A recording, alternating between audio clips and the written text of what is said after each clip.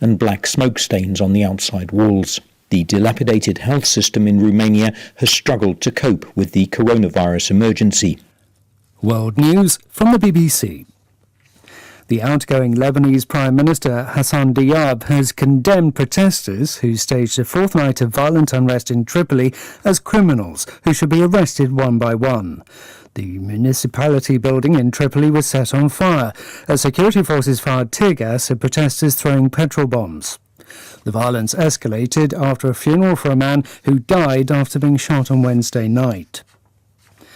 New data shows the extent of the damage suffered by European economies in 2020 as they struggled under pandemic restrictions. Andrew Walker reports. The decline of 1.3% in France from one quarter to the next would normally be considered a very pronounced one. But in the light of a new lockdown in the period, many economists expected more. Business investment and exports both increased in contrast to the first lockdown. The latest contraction was driven by consumer spending. Spain and Germany recorded some growth in the quarter, although for the full year all three countries registered sharply lower levels of activity. The most moderate decline was Germany, which is less dependent on service industries. For Spain, which is especially exposed to the massive damage the pandemic has done to tourism, the decline was 11%. Police near the Indian capital Delhi have fired tear gas and used batons to prevent clashes between protesting farmers and an unidentified group who wanted the farmers to vacate the site. Tens of thousands of farmers have been protesting on the outskirts of Delhi against new farm laws. There are reports that an unconfirmed number of schoolgirls abducted by Islamists from the northern Nigerian town of Chibok nearly 7 years ago have escaped.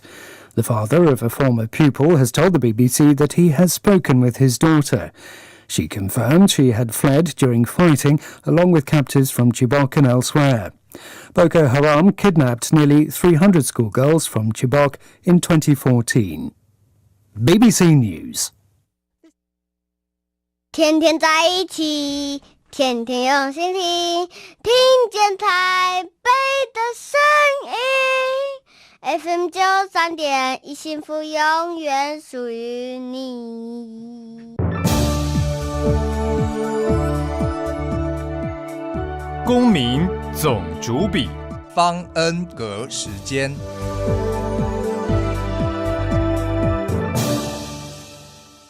谁当家？谁当家？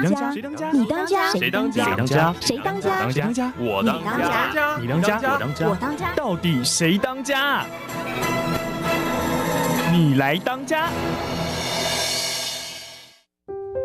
Messenger on Taipei Broadcasting Station. I'm your host, Ross Darrell-Final. Today, our very special guest, and I'm so honored and we're so lucky to have him, is Kyle Tung, a Grand Secretary of the, I'm going to try and say this right, Kyle, the Grand Lodge of Free and Accepted Masons of China, commonly known as the Masons or Freemasonry. Kyle, welcome to the show. Thank you, Ross. It's my great pleasure and honor to be here. Now, before we talk about the Masons or Freemasonry and some of the history and their contributions to society, tell us a little bit about yourself. Which part of Taiwan did you grow up in? Okay, I was native born Taipei City. I was born here 1951 in Zhongshan District, which is close to our radio station. Yes. Quite some distance apart. And then I went to the States for college, and then came back to Taiwan, worked for a little while, then moved over to live in the States for about 2 decades or so. Then came back. Just finally decided to come back home. It's always good to be home. But when you were a child growing up, I'm sure you never imagined you'd be a Mason. But what kind of work did you think you'd be doing in the future? Well, did you have a dream job when you were a child? My dreams were pretty much unrealistic. Real estate? Okay, because what kind of child dreams about real estate? My dad used to work for the as a office manager for the defense minister. Mm-hmm. And he was an Air Force colonel. I was actually trained in the U.S. at Arizona. So the minister, which is the Minister Yu Dawei, he passed away a long time ago. As a child, we went to his home frequently. And one time he just all of a sudden out of the blue asked all these children, "Oh, well, what would you wish to grow up to be?" And at that time, the immediate popping into my mind, the Navy officer's uniform so neat and so nice. I said, I want to be the naval combat ship captain. He took a big laugh out of it. But those are unrealistic dreams. And when I was a teen, I wanted to be a rock band member, which I did for a little while. After my graduation, we need to complete our military compulsory service. At that time, I say, no, rock band is not going to sustain my daily life. So I give up and find a regular decent job, actually at the Zharancai law offices at the time. Yeah, so you've had a number of different jobs in your career. You worked in a law firm.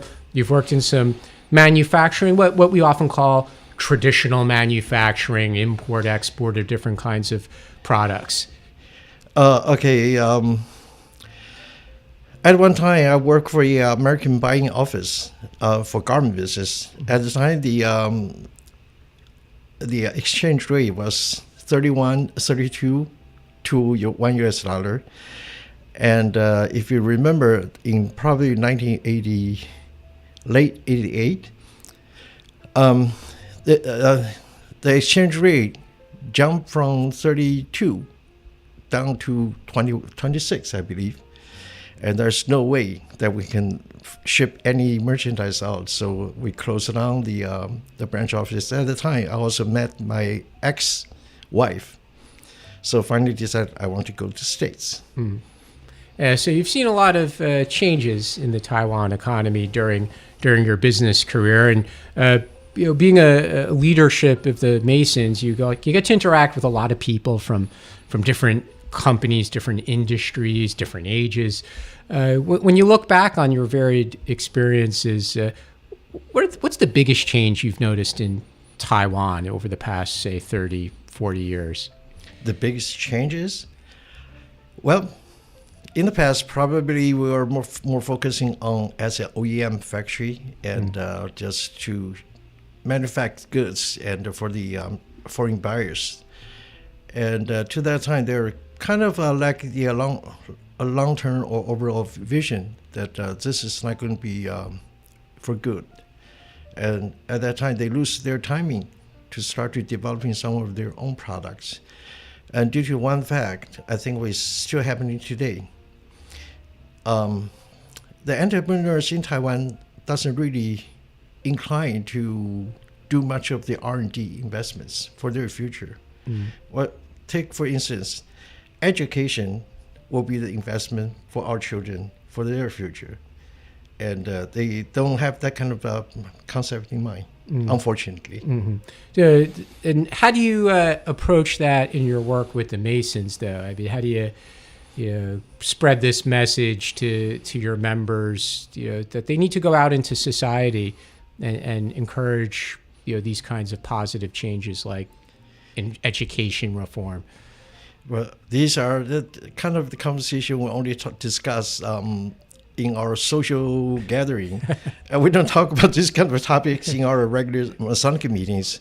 But through my experience from my life of the Masonry, I did learn quite a bit, which will benefit to my career, and even to the way how I treat person or people, to my family as well. Is being a Mason helpful for people in business? Because, sometimes, Kyle, people join these kinds of organizations only because of the networking. I mean, we have to be frank, right? Sometimes people will join this because somebody said, oh, you go to that organization, you go to their lunch, you'll meet all these important business people, you'll meet potential clients. And like I said, that's why some people join these organizations. Is that common in Masonry as well, that people look at it for the networking? In Masonry, we try to discourage that kind of line of thought, and those are probably more occurring into. Let's not name any other organizations. Some others. Okay. Yeah, let's not name anyone, Sure. because all these organizations, all these fraternal organizations, they all do good work. They all do a lot of charitable work, and there's nothing wrong with networking. No, either. of course not. Well, let me share one of the particular or unique point of view. In Masonry, we are highly focusing on one thing. You work hard, you earn what you deserve. So we are not expecting anyone to come here for a free meal. So we're actually expecting members who will be willing to devote their time, their energy, and their thought into Masonry, and also assisting others as a brother or members, with the hope that we will all grow up and we will all advance to a higher level ourselves. So when you were traveling, say for business, do you go knock on the door of a Masonic temple when you're in another city, or that's not something that you do in Masonry? Yes, I do, and I always do that. Yeah. And even now I'm going to ask you a difficult question. Though, when you do that, do you say, I'm from Taiwan, or I'm from China? The free, because your name still has China in the name, right? Okay. We're talking about politics. Basically, I do hold two different passports. So whenever I go outside, I use the other passport, and only entering and exiting from Taiwan, I use the ROC passport. So I don't really have that kind of difficulty. But whenever they put on a questionnaire, I will always put Taipei, Taiwan, parent. ROC. But when you meet the other Masons and you give them the name of the Masons here in Taiwan, I mean, the name does include China, right? It's the free and accepted lodge of China. Our legal name, which is recognized worldwide, will be Grand Lodge of China, which is also including the territory of the mainland China today. Wow, so you have 1 billion potential Masons. Because, if you view the historical background, we came from mainland China, and we have so many of the lodges established, and some of them, the building still exists today as a very historical building site. And so there's no way that they can deny or erase that part of the history. Tell us a little bit about the history of the Masons here in Taiwan. You said the lodge originally was established in China. Yes. Okay. If you want the long one or the short one? Let's have the interesting one. Okay. Actually, the history can go all the way back to the Qing Dynasty, and even back to I don't want to recite it. Incorrect information to you, but basically we established probably in the late 1800s in China. I'm sorry, the correct date. The first Masonry landed in China was in 1759. Wow! By a bunch of the Swedish merchant. They work under the name of the East Indian Company on the ship called Prince Carl. And along the shipmate, there are quite a few of the Masons. And they do have a permission that wherever they travel in foreign countries, they can meet and gather as a Mason legally, any part of the world. So that was the very first time. Then in 1769, the Grand Lodge of England established the very first lodge in China, in Canton. It's called Empty Lodge number 407. So that's a long way to go back. Then we know in Qing Dynasty, these Masonic institution only open to the foreigners. Foreign residents in China. Expatriates. And so none of the Chinese residents are permitted or allowed into to join. But things got changes at the late Qing Dynasty when they started to send scholars overseas. And some of them went to study, for instance, in Massachusetts, in the state of Pennsylvania. and Australia, in Western Europe. They all of a sudden they start to realize that there's a secret society as co-masonry, and they show their interest, and some of them start to join and got accepted in those places abroad. And once they graduated, since they are considered the elite of the Qing dynasty or the future brand new blood, so they came back to serve for their country, and they shown the interest. They want to continue their Masonic journey, and so they start to approach and affiliate with these so-called the foreign lodges in China. So that's gradually started to have the drive of forming a Guan Lodge of China.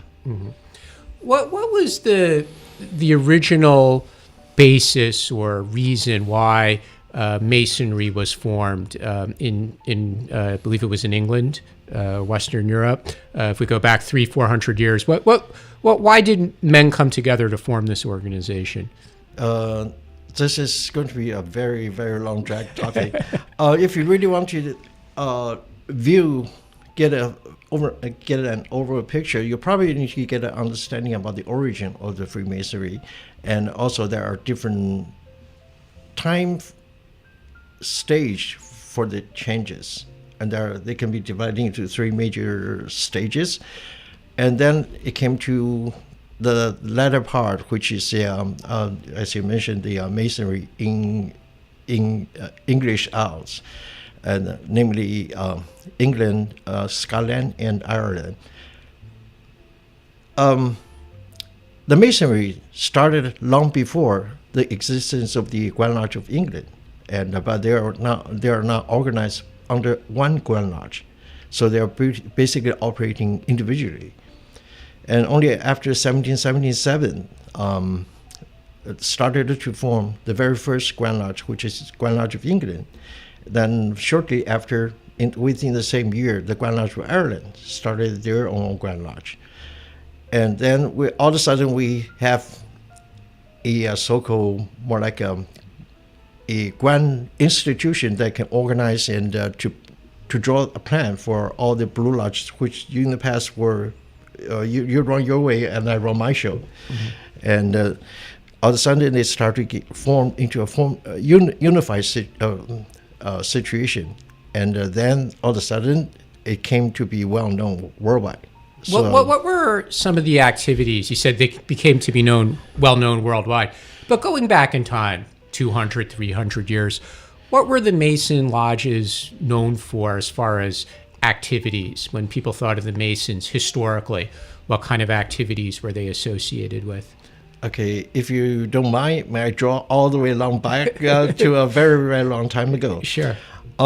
Masonry probably, according to their quote-unquote religion, started either during the era of building of the King Solomon Temple, which is a religion, and or most likely were during the medieval term during the Crusade era. If you think about in the Western history, during that time, all of a sudden, out of the blue, when the Pope called for the Holy War, and each of the small area, because at the time, the entire Europe is divided into small kingdoms, not like what we imagine today. Every kingdom has some of the form of the Masons, which they are. Today, we consider them stonemasons.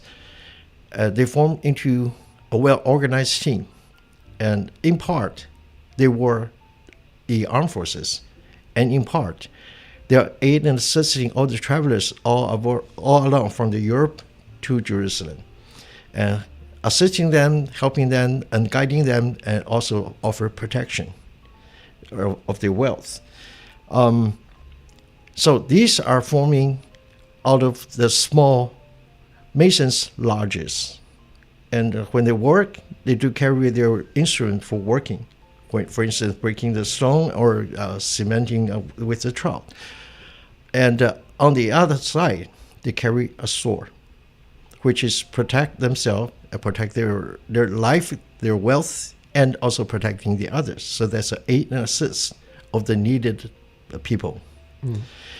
So with that kind of concept, gradually we have formed a very first fraternity in the world, according to the one that we can trace on document.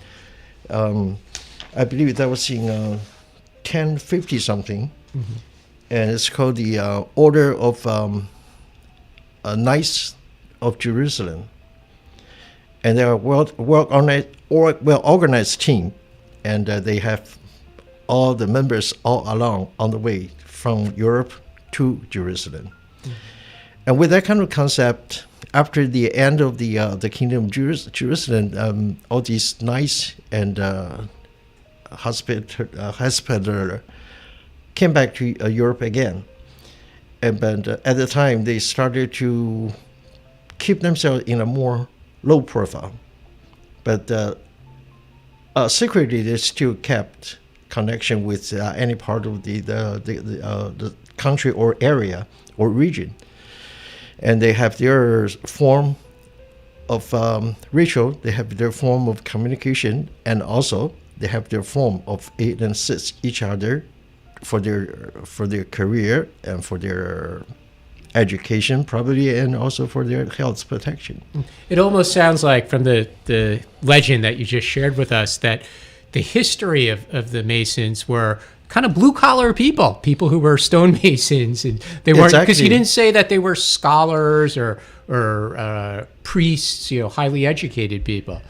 Well, we do have priests during the Crusade era, but they are more like the hard laboring type of not the one on the hierarchy. Also, if you vision this with this picture in mind, way back to that time or the medieval time, you're either a king, a royal family, or you're a knight, and you enjoy the high status, wealth, and whatever you wish, you get it. And other will be considered as common people, and they are probably just slightly higher than the status as a slave to those who ever running their kingdom. So in that kind of sense, yes, they were pretty much more like the blue-collar people. Mm-hmm. But nowadays, your members are from all walks of life, correct? Correct. Yeah, because often a lot of people tend to think of these kinds of fraternal organizations is nowadays very white collar, very much for professional people, and that's why they look at it for networking kind of opportunities. Allow me to share with you the 3 different changes in phase in Masonry. Okay, as you mentioned earlier, initially these members were pretty much more like the blue collar, and they are on the very low social status per se, or even not really earning a decent income or revenue. But they have a special skill, and which none of the royal family or crown or the king or whatever, they have that kind of knowledge, or not even the knights. They only know how to fight. And back from probably after the 12,000 or so, well, in Europe started undertaking quite a few of the magnificent temple or even castles or shrine, and which will require some special skill of the laborers who come to help these king or whatever, or even the pope. And so these stonemasons all of a sudden started to enjoy a much higher level of freedom, and they can freely to go travel whichever they will wish, and to work and earn their income. And on the other hand, they were invited to feast of this royal family. Since simply, if I wish to build, for instance, a castle, I would need to communicate with someone, and build my dream home. And so you will need to talk with these architects and the builders and to accomplish your dream. And all of a sudden, their status is gradually getting even higher and higher. And also, at the other hand, they got the permission to offer their freedom of travel. And of course, needless to say, their so-called revenue or benefit will be enjoying much higher than average common people. So to that point, we will consider those pretty much like operative masons. And then later, many of these royal family or the nobles, they start to realize, hey, these guys, they have their special meaning, they have their special tools. And there are certain philosophy which we never learned before. For instance, like geometry, mathematics, etc. And so to a point, they say, oh, those are interesting. May I join? They say, no. We are the laborers. So they wouldn't let the nobles join. They hesitate for this royal family to join. But afterward, to the later part, before at the late 1600s, etc., they did start to accept a non-Mason. So to that point or that phase, we started to change from the operative to more like a operative and speculative combination. And to after 1777, when we have the first Grand Lodge, we start to accept purely speculative Masons. We don't work on laborers, but we have those knowledge, we have those skills for helping us to advance ourselves. And so, of course, you get more of the scholars and other walks of life into Masonries. Well, we're going to take a short break, but when we come back, we'll learn more about the Masons from the Grand Secretary, Kyle, and what the Masons are doing today globally as well as in Taiwan. You're listening to Resonance Messenger on Taipei Broadcasting Station.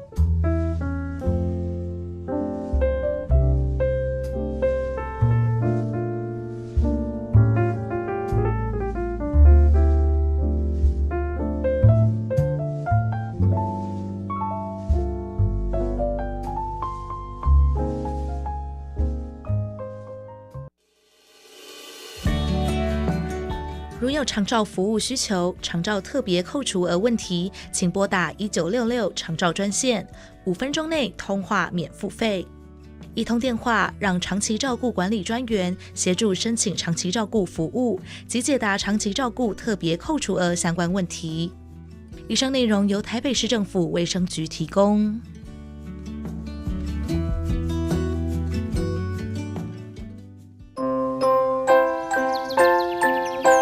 爸爸应酬不开车，黄色嘟嘟安全多，应酬喝酒不过量，安全回家最上道。爸爸要平安回家哦。喝酒不开车，开车不喝酒哦。让我们一起尊重生命，拥抱亲情。亲爱的朋友，您还在吸烟吗？快拿着健保卡到戒烟门诊或拨打戒烟专线0800636363。提醒您，最近兴起的电子烟、加热烟，因为没有浓浓的烟臭味，就被认为无害。其实已经证实，新兴烟品都有二手烟及三手烟的危害，甚至还有爆炸的风险。我是义工蔡依林，所有烟品都 get out。我拒烟，我骄傲。我是疾管署防疫师陈婉清。防疫期间，如果您是正在居家隔离或检疫的民众，请留在家中或隔离检疫场所，不可随意外出。若您在隔离检疫期间出现发烧、嗅味觉异常、腹泻、呼吸道症状或身体不适，请佩戴口罩，联系卫生局或1922，并依指示就医，不可自行搭乘大众运输。如果您有洗牙、健检等非紧急医疗需求，请先暂缓延后。有政府，请安心。资讯由疾管署提供。我是指挥中心疫情监测组组长周志浩。校园请落实防疫措施，请家长注意，孩子发烧或身体不舒服时，赶快就医，并且在家休息。也请大家共同配合，保持教室通风，使用空调时对角要各开一扇窗。餐点分配请由固定人员执行。打赛前请量测体温，清洁双手，佩戴口罩。搭乘学生交通车或大众运输时，也请记得佩戴口罩。有政府，请安心。资讯由疾管署提供。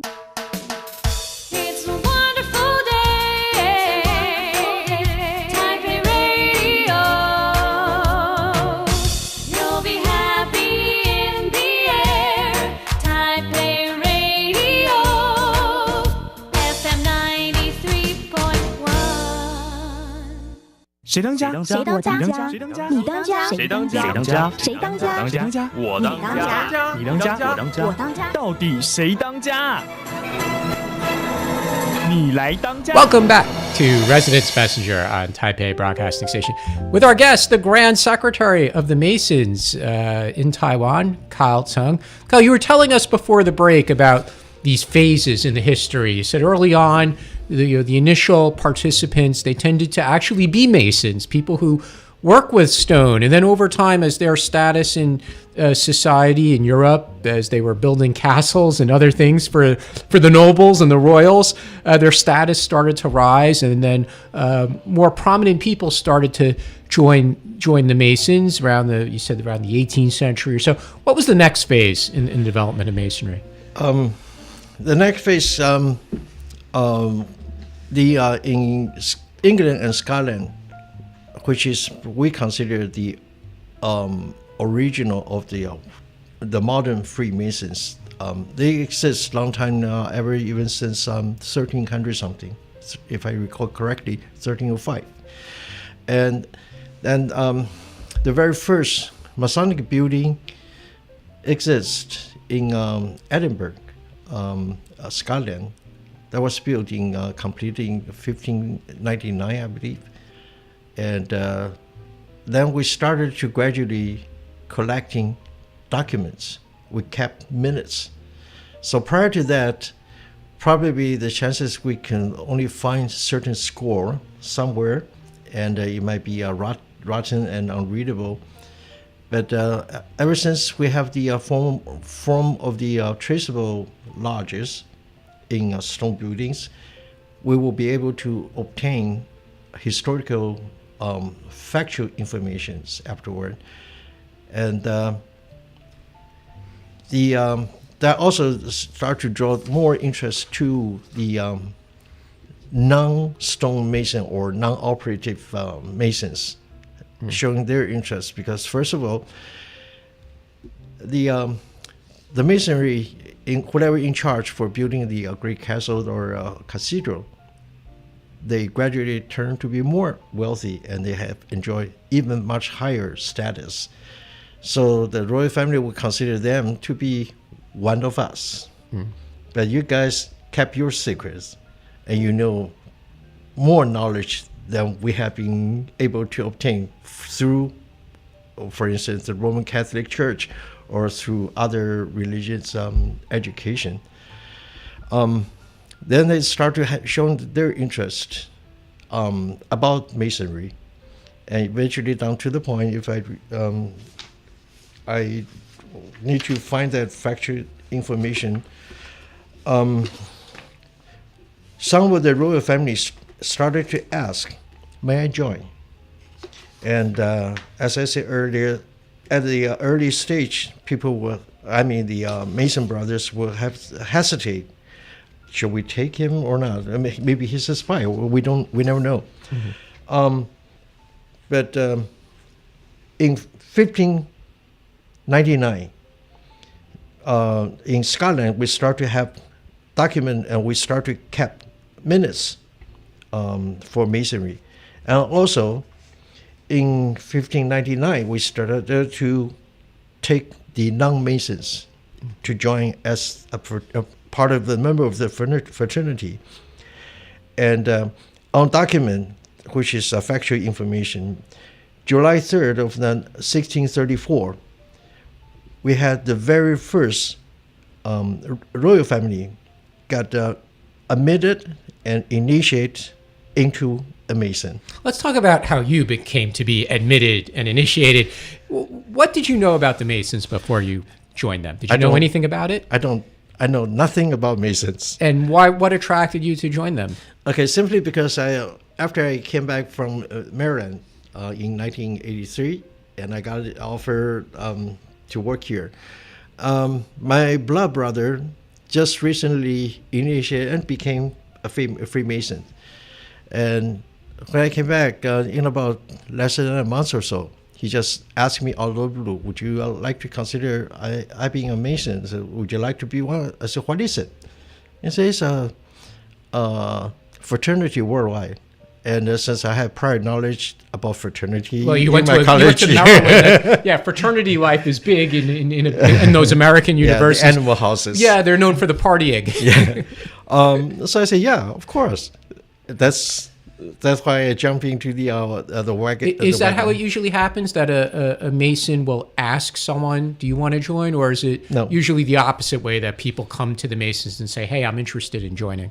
No, we never go out solicitate anyone to become a Mason, which we should never do that. It's an important principle not to do that. For my particular case, is kind of unique. Since he's my brother, we live together, and so he asked, and I respond. But generally speaking, we try to promote or provide information and facilitating others to get an interest of knowing Masonry first. And if they're interested, we will be most likely inviting them to come to certain social functions. And so outsiders are sometimes invited to the social functions. They are welcome to any of our social functions. Just get a feel. Is this a group of people you feel comfortable with? If not, no one is going to forcing you. And if you will be showing the interest, then we will probably ask you, would you have the willingness and the drive to learn things, to improve yourself? If the answer is yes, then we'll be moving down to more like our perspective, the type of the group of people we would like to choose. And if they were, no, I'm just interested in party and beer, that's not one of us. There's three, correct me if I'm wrong, but there's 3 degrees of Masonry. There's the entered apprentice, the fellow craft, and the master Mason. What do these things mean?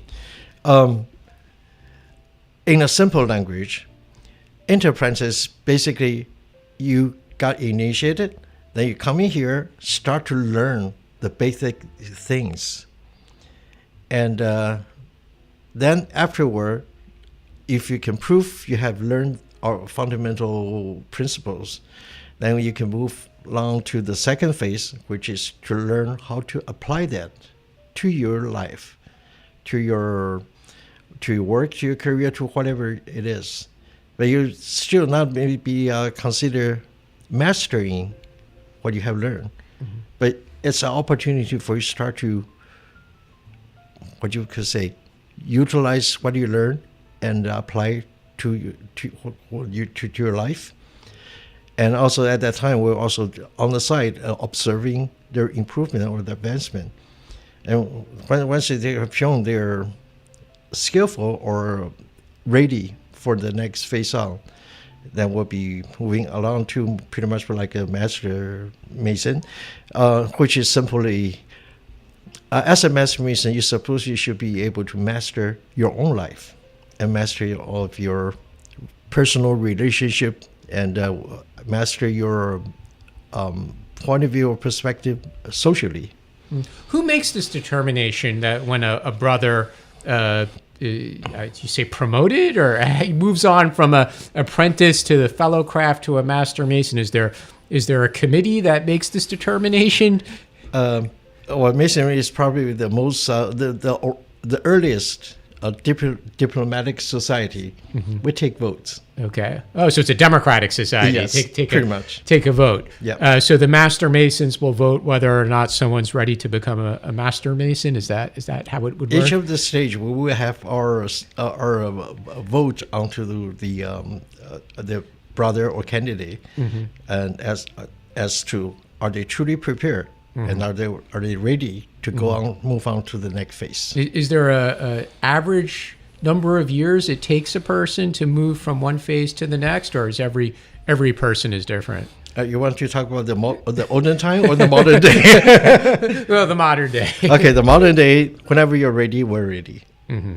In the olden time, you need to be apprentice for minimum 7 years mm-hmm. before you can move on to the second phase. Mm-hmm. And as a fellow or the fellow of the craft, mm-hmm. you need to work very hard mm-hmm. for probably more than 3 years mm-hmm. in order to prove that you're ready. Mm-hmm.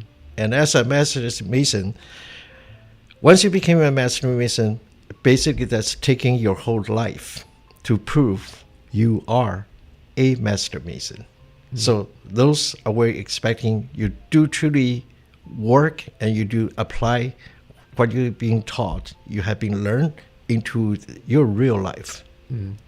The Masons you mentioned have a lot of interaction with other Mason lodges around the world. There's this concept that I read about. It's called recognition and regularity. What do these things mean? Regularity basically is whoever follow the original Masons rules and regulations. And we do have one constitution which pretty much obey or comply by all the Grand Lodges worldwide. Mm-hmm. And that was written in 1409 to 1420 or so, which is called Anderson's Constitution.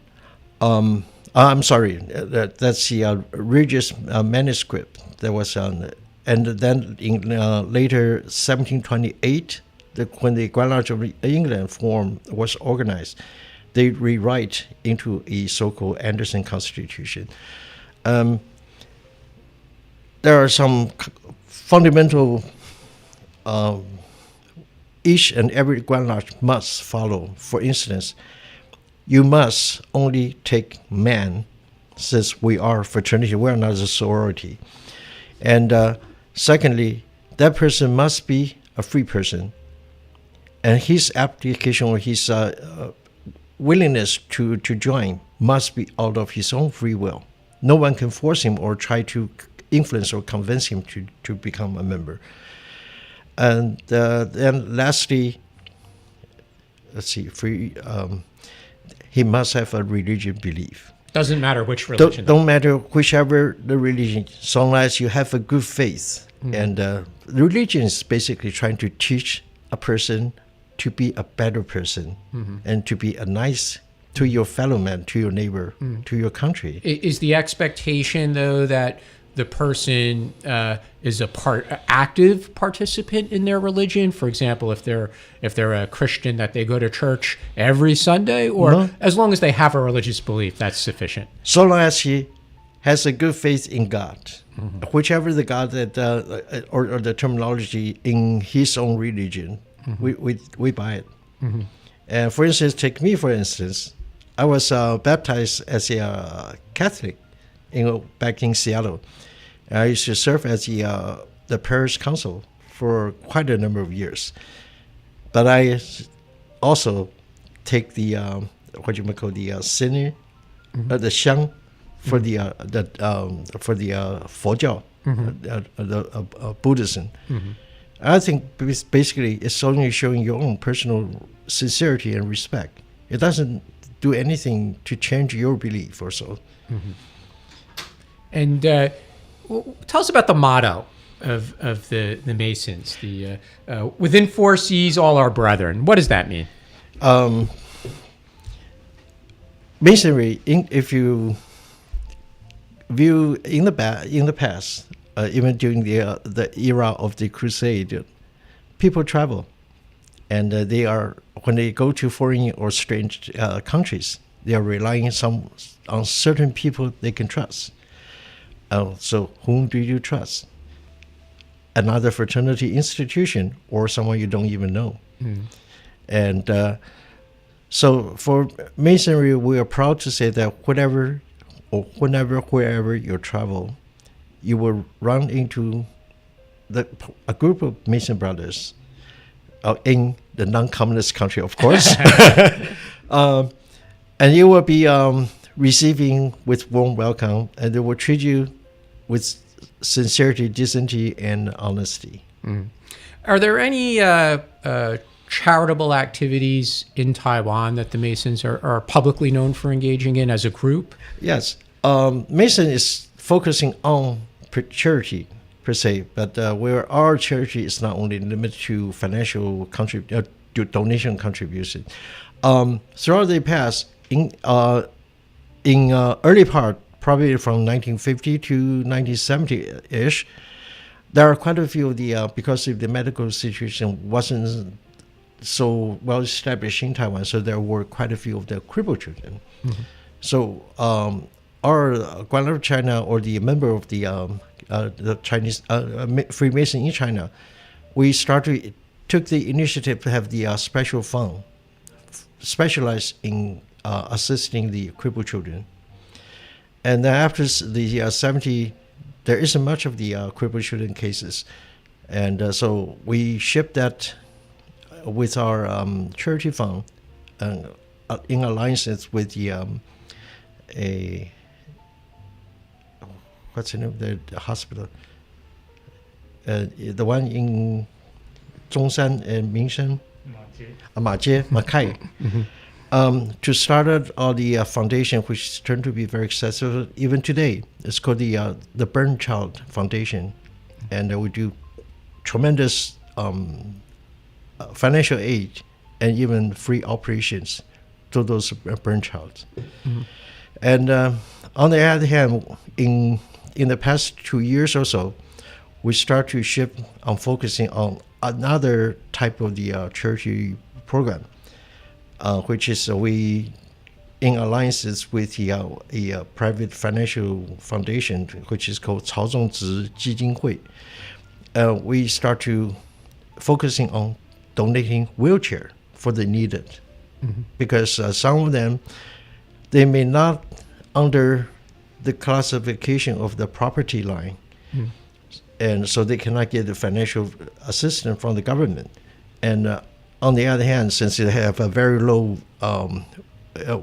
income wages or so they could not even afford to buy one of the wheelchairs. So we're offering those to the needy. You've been so kind in sharing information with us about Masons, both the history globally, here in Taiwan. So I have to ask you, though, because you've been so honest and shared so much information, why are there all this allegations of secrecy and conspiracies with the Masons? Because, you seem like a really nice guy. You told us about the charity work, and you've shared so much of information. Why does that never go away with the Masons? Well, it's a tough question, hard to answer. But may I take one analogy? And I think that would be much easier for you to understand. Or if you take back in 14th, 16th century, there were a lot of people were claiming witchcraft, being burned and or killed, simply because they don't understand. So understanding is the key. If you don't understand it, the chances are you will be very easy to accuse. Those are the evil one. I'm not going to associate with that. But in work which we can understand in the past, the information is not wide open. And not like today, we have internet. You can obtain basic information everywhere. So they use their own speculation. Oh, they're not the good one. They have their meeting secretly. Why don't they dare to open? Well, let me put it this way. Every member of Freemasons, no matter, even China or any part of the world, they are proud to go out to announce, I am a Mason. We never try to hide our identity as we are Mason. But there's no way, it's not really necessary for us to shout it over everyone. Hey, I'm a Mason, I'm a Mason. What's the use? We keep everything low profile. And secondly, we don't go out publicize our donation. We don't go out publicize our charity. We believe we do things to fulfill our fundamental obligation to me, to myself, to my family, and to the society to which I live. Well, on that note, I want to say thank you so much for sharing with us, Kyle. All this information about the good works that the Masons do, and it's been great to have you on the show. So thank you. It's my pleasure. You've been listening to Resonance Messenger on Taipei Broadcasting Station. I'm Ross Feild, and our guest today was Kyle Tsung of the Grand Lodge of Free and Accepted Masons of China. Have a